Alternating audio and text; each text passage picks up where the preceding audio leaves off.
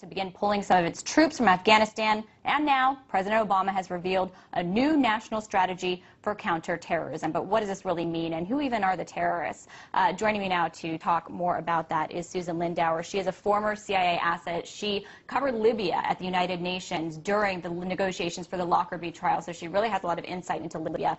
Thank you so much for being with us. Now, first of all, with this new counterterrorism strategy, I'm just curious if you have any reactions to it. What changes? I mean, Afghanistan and Pakistan are still the target, the target's still Al-Qaeda. It's all the same stuff. So do you think resources will be just redeployed from Afghanistan into other areas? I think that it is, I'm very disappointed in President Obama for thinking that the platitudes are going to address the terrorism issue. What I see us doing is creating more terrorism through our policies in Libya and Yemen. I think that our actions speak louder than words. That adage holds true on anti-terrorism. We are firing up Islamic fundamentalists, and our actions are not proactive. They are not problem solving. We're actually making the situation much worse. Do you think that that's going to continue? Because as we hear Obama give plans for some troops to pull out of Afghanistan, we hear lawmakers call for resources to other areas, such as Yemen and Pakistan and other countries. So do you think that we just see this war take on a different face in a different country? Yes, and I'm especially disturbed about Libya.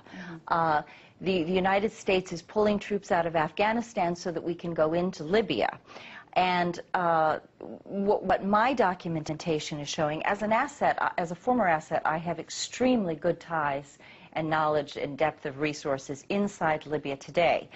What I'm finding is the video documentation that NATO rebels are actually the same Al-Qaeda fighters that we've been dealing with in Iraq and Afghanistan, who've now come home to Libya. And that's what I want to hear about. Because we just heard Obama today say that Gaddafi essentially is a terrorist, and the U.S. is abiding by the UN mandate to fight that. So what do you see as the reality, and what evidence do you have that it is Al-Qaeda that is, amongst these rebels? Well, first of all, I was directly involved in the 1990s operation to get terrorists out of Libya. And I can assure you that all terrorists were removed from Libya by about 1998, 1999. Since then, Gaddafi, by the way, was the first government to inform Interpol about Osama bin Laden. Gaddafi is hated by Islamist fundamentalists because he is a socialist Muslim, and he has a very different agenda that is not Sharia.